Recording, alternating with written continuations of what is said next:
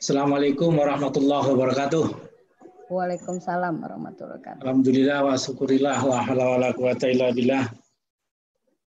Puji dan syukur kehadirat Allah Subhanahu wa taala, Tuhan Yang Maha Esa. Siang ini kita bisa berwebinar yang kesekian kalinya ya. Yang ketiga ini ya untuk forum komunikasi perikanan tangkap.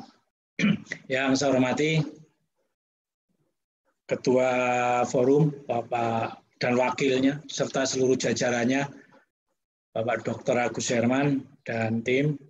Yang kedua, yang saya hormati juga yang saya muliakan, saya banggakan, rekan-rekan narasumber, terutama Pak Ono, Pak Fendi, Pak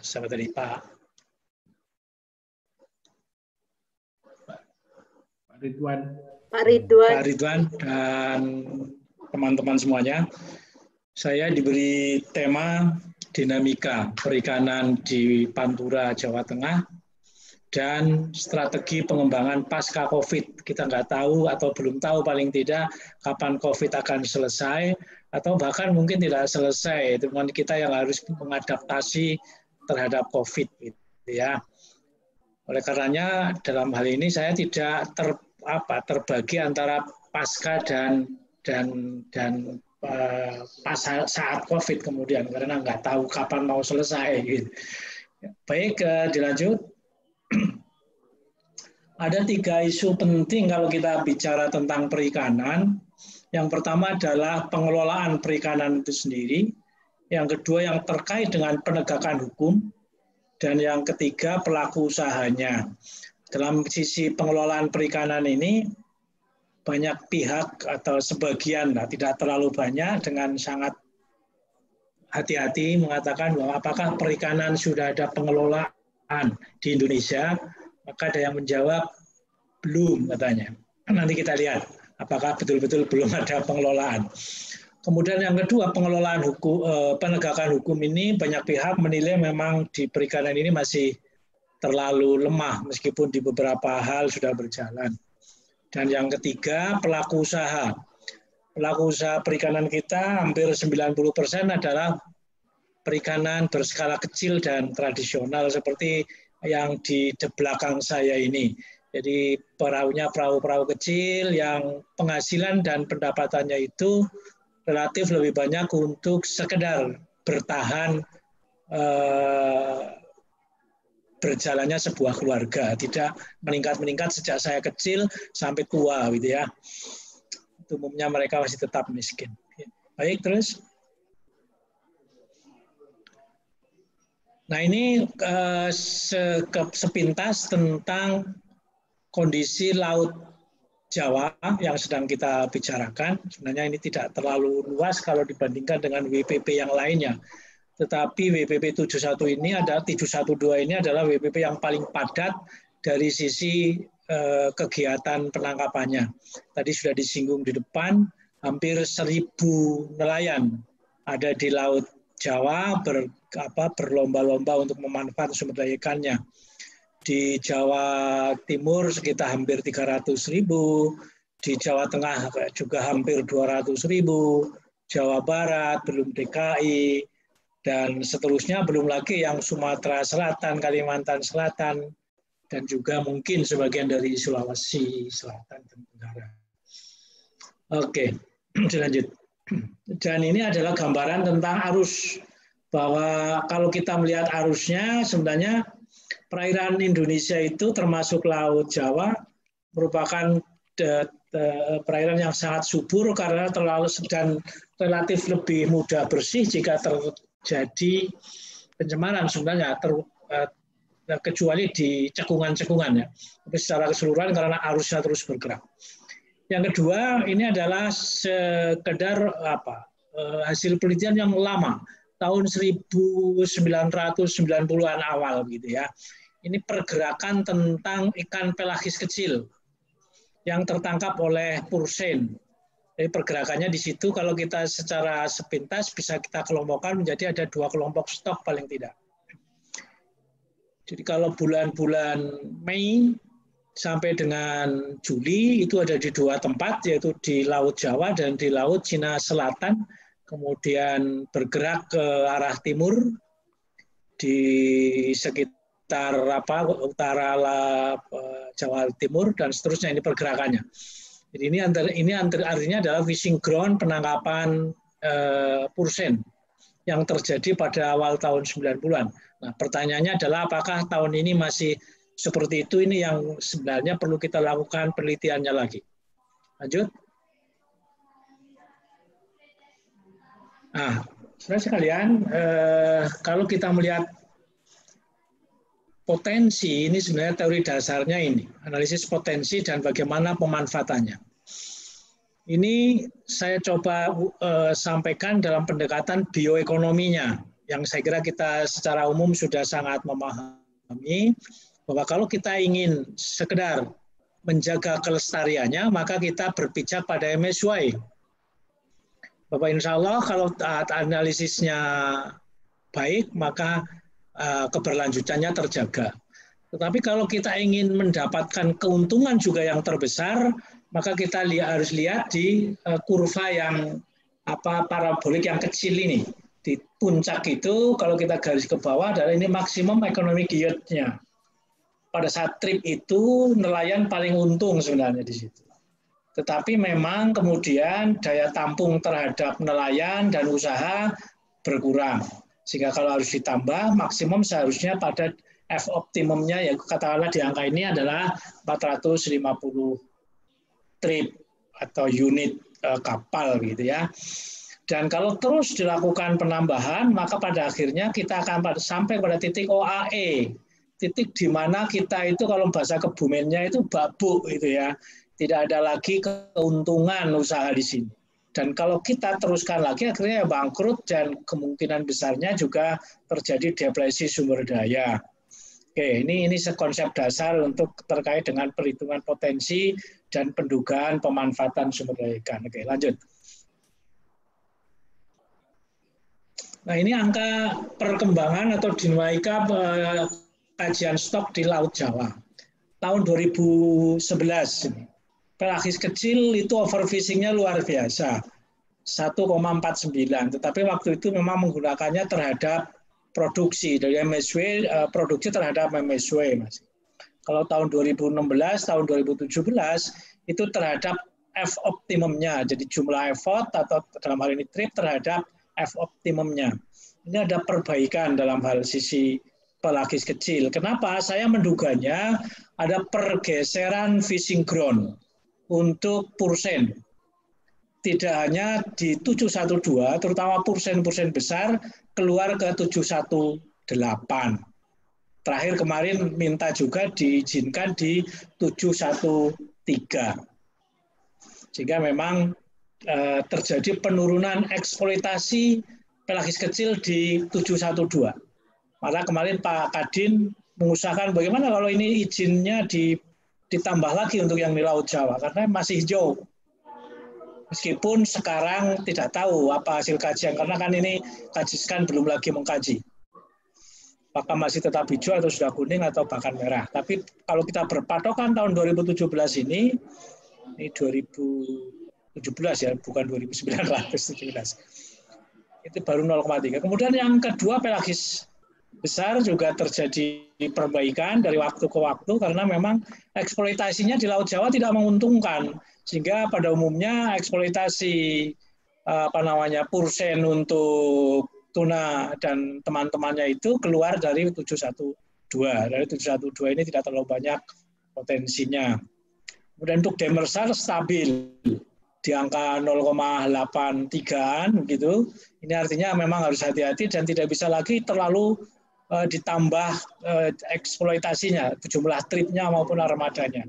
Jadi kalau misalnya ada kemarin moratorium dan sebagainya, barangkali ya berangkat dari kajian-kajian yang semacam ini. Nah, yang mungkin juga berpengaruh terhadap yang lain memang di demersal ini.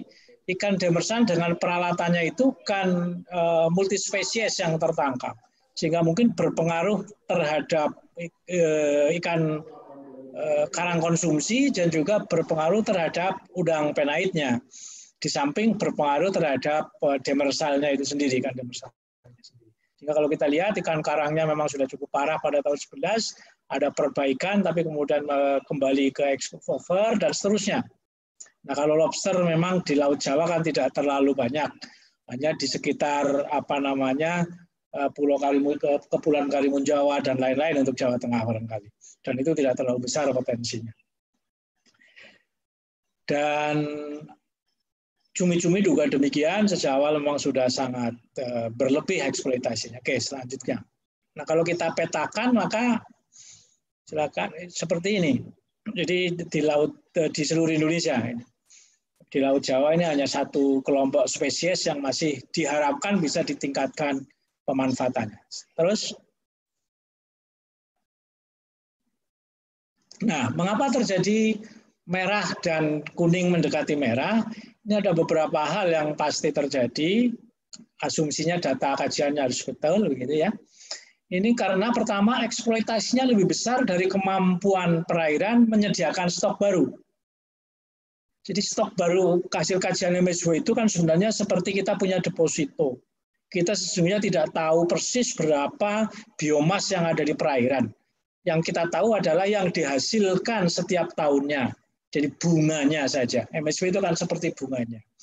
Nah, kalau setiap hari modalnya diambil, maka bunga depositonya juga akan turun. MSW-nya akan terus cenderung turun, sehingga kalau eksploitasinya tetap pun bisa terjadi over exploited. Apalagi jika tripnya bertambah, produktivitas alat tangkapnya juga meningkat. Maka kemungkinan besar overfishing terjadi. Yang kedua, karena apa? Karena ikan yang tertangkap belum sempat melakukan reproduksi, sehingga terjadi juga pemotongan pembentukan stok baru. Itu bisa terjadi karena alat tangkapnya yang tidak selektif atau eksploitasinya di dekat nursery ground di wilayah-wilayah pesisir, sebagaimana sekarang banyak terjadi. Yang ketiga, menurunnya daya dukung. Daya dukung itu bisa terjadi karena rusaknya habitat vital dan juga karena pencemaran yang terjadi di sepanjang pesisir kita. Yang terakhir tentu saja adalah IUU fishing. Meskipun kalau di Laut Jawa barangkali lebih banyak disebabkan karena pencatatannya yang tidak baik untuk data. Jadi kalau sebelum tahun 2010, TPI berfungsi dengan baik di Jawa Tengah dulu. Koordinasi pelelangan itu dikoordinasikan oleh Puskut. Tapi setelah masuk ke otonomi daerah dan kemudian dikembalikan ke kabupaten kota, banyak TPI yang tidak efisien untuk melaksanakan sebuah pelelangan sehingga kemudian tidak aktif. Nah, kajian potensi itu agak lama dan mahal. Tetapi bagaimana cara cepat untuk mengetahui kondisi? Sebenarnya bisa dengan melihat catch per unit effort-nya.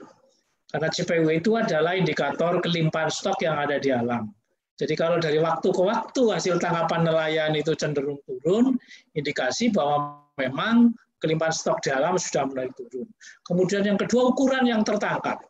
Coba kita lihat misalnya gambar yang paling sederhana itu petek, ikan petek. Susah sekali cari ukuran ikan petek yang besar, kecil-kecil sekali. Kemudian fishing ground-nya semakin jauh, maka mungkin keluar dari Laut Jawa, dan juga ikan-ikan yang tadinya tidak ekonomis penting menjadi penting karena yang ekonomis penting sudah susah didapatkan. Oke, lanjut.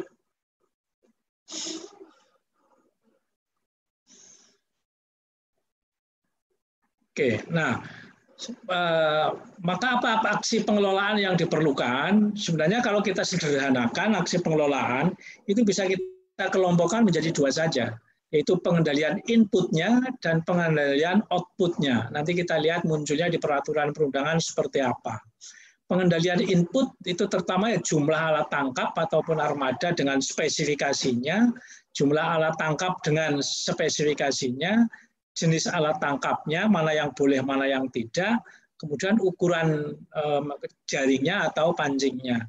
Pengendalian output itu ya kita bicara tentang volume, sampai ke tingkat pemanfaatan 0,8 saja kita bicara JTB, kemudian jenis ikan yang mana yang masih boleh ditingkatkan, mana yang mudah terdepresi dan mana yang terancam punah, itu perlu ada perlindungan peraturan. Dan yang ketiga ukuran ikan, ini baru 3 kelompok spesies yang sudah masuk diatur, yaitu lobster, kepiting, dan rajungan. Padahal idealnya ya semua spesies ikan harus diukur mohon maaf betul ini rupanya hari ini tidak bersahabat internetnya. Undip ya Pak, sedang iya. ini. Atau Semarang umumnya? Kurang tahu ini. Kalau di rumah biasanya aktif terus ya. Rebutan yang banyak. Mangga, silakan dilanjutkan Pak. Baik. Tadi saya dilanjut mungkin setelah ini ya tadi ya. Ini sudah tadi dilanjut. Oke. Baik, saya lihat sekarang perjalanan pengelolaan yang dilakukan oleh KKP dalam hal ini pemerintah ya. Kita mulai terkait dengan Laut Jawa tentu saja tahun 2000 ada pengaturan tentang troll tahun 1980. Waktu itu saya masih mahasiswa tingkat awal. Ini diberlakukan untuk semua WPP, dilarang karena banyak konflik waktu itu. Kemudian setelah itu ada banyak permintaan dari daerah, di beberapa daerah minta diizinkan kembali untuk bisa dioperasikannya jaring troll. Antara lain itu muncul Permen KP nomor 6 tahun 2008 diizinkannya troll untuk Kalimantan Timur bagian utara. Oke. Kemudian tahun 2015 kemarin yang kemudian sampai hari ini berkepanjangan diskusinya, dan tentu saja setelah itu kita akan menunggu seperti apa kelanjutan penataan alat tangkap berikut daerah-daerahnya. Ini saya kira penting terkait dengan tadi pengelolaan. Lanjut. Kemudian alat terkait dengan wilayahnya, ini saya kira peraturan terkait dengan jalur penangkapan.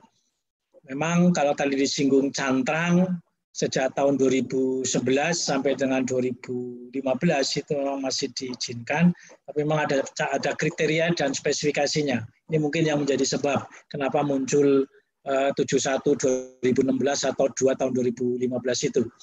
Bahwa cantrang itu size-nya mesti lebih besar dari 2 inci, tali risnya hanya 60, kemudian kapalnya kurang dari 30 JT, wilayah operasinya 711, 712, 713. Tapi setelah itu kemudian dilarang ke semuanya dimanapun. Oke, yang saya kira tadi saya mendengar sudah akan segera diberikan izin kembali, meskipun sekarang belum secara resmi dari Pak Ridwan tadi ya. Oke, dilanjut. Yang ketiga ini yang mungkin sangat spesifik dengan topik kita adalah di wilayah pesisir. Itu sebenarnya ada Undang-Undang nomor 27 tahun nomor 27 tahun 2007 tentang pengelolaan secara khusus pengelolaan wilayah pesisir dan pulau-pulau kecil. Ini yang seharusnya menjadi perhatian betul kita, karena ada dari rencana strategis menjadi rencana zonasi, menjadi rencana pengelolaan, kemudian menjadi rencana aksi. Yang ada yang sudah menjadi peraturan adalah rencana aksi kaitannya dengan wilayah pengelolaan kawasan konservasi. Terus yang kita tahu ada 17 kawasan konservasi, 7 dikelola oleh Kehutanan dan 10 oleh KKP. Ini ya dengan PP nomor 59 tahun 2017 itu. Nomor tahun 2014. Ini yang ingin saya garis bawahi konservasi adalah bahwa sebagian orang mendengar konservasi itu seolah-olah adalah sesuatu yang tidak menghasilkan, bahkan lebih pada pembuangan sumber daya, tidak dimanfaatkan sumber daya. Ini yang seringkali kita keliru di situ. Kalau kita per definisi saja ada 3 hal di kawasan konservasi itu. Yang pertama memang melindungi, yang kedua memang berusaha melestarikan, tapi yang ketiga itu memanfaatkan. Pemanfaatannya itu pada batasan tetap lestari. Sehingga kalau teman-teman yang belajar tentang valuasi ekonomi, itu tahu betul bahwa kawasan konservasi itu kawasan yang luar biasa besar nilainya terhadap perekonomian di daerah tersebut. Karena itu akan terus-menerus menghasilkan terhadap lingkungannya. Di samping kehadirannya itu sendiri juga secara ekonomi menghasilkan. Baik, yang terakhir nih yang penting menurut sebagai acuan kita sebenarnya adalah PP nomor 59 tahun 2017 tentang apa? Tentang SDGs, tentang tujuan pembangunan berkelanjutan. Mestinya semua kegiatan kita mengacu ke sana karena ini sudah menjadi peraturan presiden, peraturan pemerintah. Di kita, di perikanan kelautan, tentu mengacu ke tujuan ke-14 dari 17 yang ada, itu yang nanti kita coba lihat sepintas. Oke, selanjutkan. Nah, apa sebenarnya strategi yang akan kita kembangkan? Yang pertama adalah, ini terkait dengan pengelolaan tadi, perkuat koordinasi pemangku pengelolaan perikanan. Ini dulu ada lembaga mitra bahari yang sebenarnya sangat bermanfaat untuk mendukung program-program perikanan kita, perikanan dan kelautan tentunya. Dan itu ada di Undang-Undang 27 tahun 2007 itu, yang seharusnya memang kita aktifkan lagi. Dan kami di pimpinan waktu saya masih di Forum Dekan, itu sudah bersinergi dengan KKP untuk membentuk lembaga yang merupakan wadah dari KKP, praktisi dan perguruan tinggi, ya semacam mitra bahari begitu, untuk melakukan pengelolaan pendekatan WPP. Sehingga Undip dalam hal ini ada di WPP 712 bersama Unikal dan lain-lain. Yang kedua perlu, ini persoalan data. Ini juga data yang kita butuhkan tidak hanya catch. Kalau kita buka one data, kelihatannya baru catch-nya saja, tapi effortnya nggak ada. Padahal yang paling penting buat kita untuk mengetahui apakah tingkat pemanfaatannya sudah berlebih atau belum, ada data tripnya. Kalau nggak ada data tripnya, kita nggak tahu, kita nggak bisa langsung membandingkan angka MSW dengan produksi existing. Karena kalau produksinya lebih kurang dari MSW, bukan berarti belum overfishing. Karena kalau dia berada di posisi kanan dari gambar saya tadi, itu sesungguhnya justru sudah sangat overfishing dan menuju ke depresi. Kemudian yang kedua, data-data biologi. Ini sangat penting untuk mendukung data hasil kajian surplus produksi. Dan yang ketiga tentu saja adalah sangat penting, ini karena Forum Perikanan Tangkap, inovasi tentang alat-alat tangkap yang selektif tapi sekaligus produktif. Selektif kan memungkinkan ikannya lestari, produktif memungkinkan keuntungan buat pelakunya. Dan yang keempat, nah ini penataan wilayah perairan pantai, tadi kaitannya dengan undang-undang tadi. Di Jawa Tengah atau di Jawa pada umumnya, saya kira perlu betul memperhatikan yang apa namanya, di samping adanya pencemaran, tapi yang lebih penting lagi apa? Terjadinya penurunan permukaan tanah dan naiknya permukaan laut sehingga rob di mana-mana. Ini menjadi sangat tidak produktif di wilayah pesisir ini. Mangrove-nya juga akan mati untuk mereka yang tidak bisa hidup di laut, dan juga tambah menjadi tidak produktif. Maka perlu inovasi, usaha-usaha yang bisa menyesuaikan dengan proses rob yang memang tidak bisa dihindari. Kemudian yang kelima, ya tadi telah daya dukung dan konservasi. Kalau kita kembali ke SDGs tadi, minimal 10% wilayah pesisir itu harus dikonservasi. Dan yang keenam, tentu melanjutkan IUU fishing, terutama kalau di Laut Jawa, kembali adalah ke unreported. Kalau dulu TPI bisa sebagai basis pendataan dan hasilnya cukup baik. Tapi sekarang banyak TPI yang tidak melakukan pelelangan, sehingga sulit kita mendapatkan data yang real time dan valid. Yang selanjutnya, ini yang tadi juga menjadi masalah utama adalah pengawasan dan penegakan hukum ketika peraturan itu sudah diundangkan. Dan tadi sudah disampaikan oleh Pak Ridwan, saya kira yang ke-8 ini sudah dilakukan dengan baik, yaitu penyederhanaan perizinan. Lanjut. Nah ini tata kelola perikanan yang sedang dibangun sebenarnya, kerjasama antar berbagai pihak antara lain adalah perguruan tinggi dan KKP, dari Kementerian Kelautan dan Perikanan, dengan berbagai kementerian dan lembaga tentu adalah sifatnya koordinasi. Kemudian ada Komnas Kajiskan atau komisi lain nanti misalnya mau diganti yang tugasnya adalah membantu Menteri untuk melakukan kajian besarnya stok. Kemudian Menteri membentuk Komisi Pengelolaan Perikanan dengan pendekatan WPP. Informasi data kajian dan keperluan kajian dibantu oleh Komite Ilmiah, yang ini isinya adalah lembaga penelitian dan perguruan tinggi. Kemudian pada level provinsi dan kabupaten, itu tentu saja juga perlu adanya lembaga yang sama, tapi yang sifatnya implementatif. Dan secara periodik, pada level setiap tingkat, melakukan pertemuan tahunan untuk mengevaluasi dan memperbaiki aksi-aksi pengelolaannya. Itu garis besarnya. Terus, nah ini dukungan iptek yang diperlukan, saya kira ya. Menata dan menciptakan sumber daya manusia terampilnya, ini tentu kita tidak bisa terlalu berharap hanya dari lulusan S1, tapi tenaga-tenaga terampil yang siap di kapal dan siap ditambah itu harus kita terus didik, kita terus kembangkan.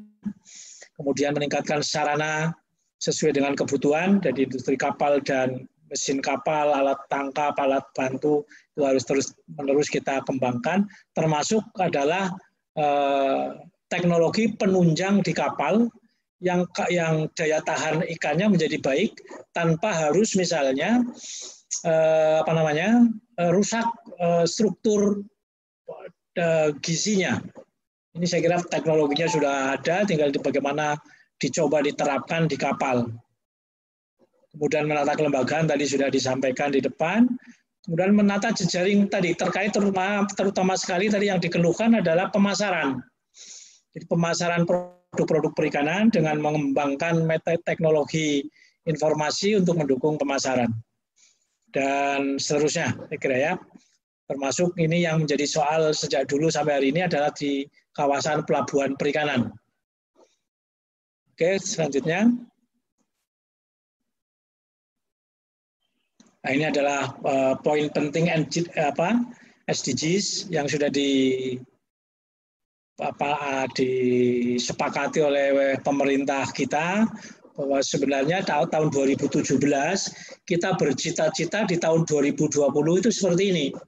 Pertama, mengelola dan melindungi ekosistem laut dan pesisir secara berkelanjutan untuk menghindari dampak buruk yang signifikan, termasuk dengan memperkuat ketahanannya.